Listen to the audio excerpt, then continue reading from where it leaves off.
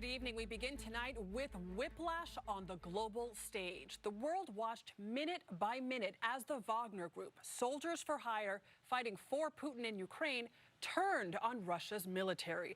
They started advancing into Russia, gaining ground toward Moscow.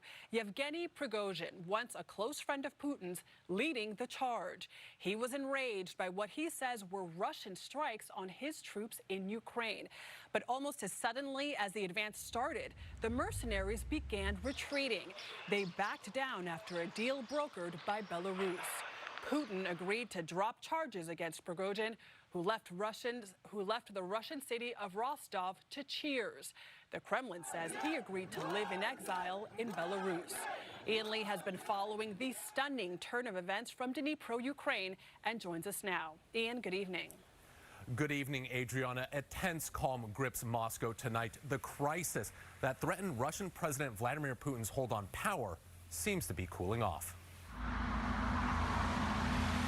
Wagner troops advanced within 150 miles of the capital when Belarus announced it struck a deal between Putin and Wagner boss Yevgeny Prigozhin.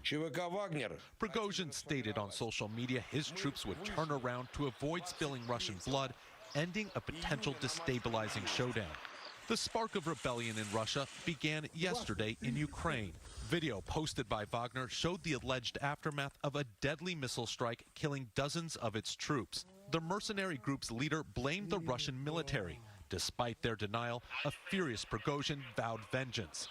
This morning, Wagner forces seized the Russian city of Rostov-on-Don, home to the country's southern military command. A woman in the crowd asks if there's going to be a civil war. No, everything is fine, replied this Wagner fighter. Prigozhin posted a video from the city threatening to march on Moscow. The mutiny rattled Putin.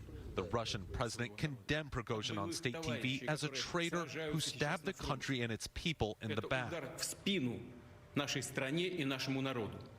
Videos posted on social media tracked Wagner's progress toward the city, along with the failed attempts by the Russian military to stop the mercenary group.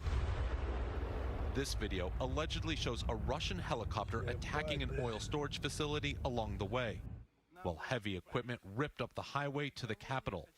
But with Wagner knocking on Moscow's door, the deal will now see those troops return to their bases.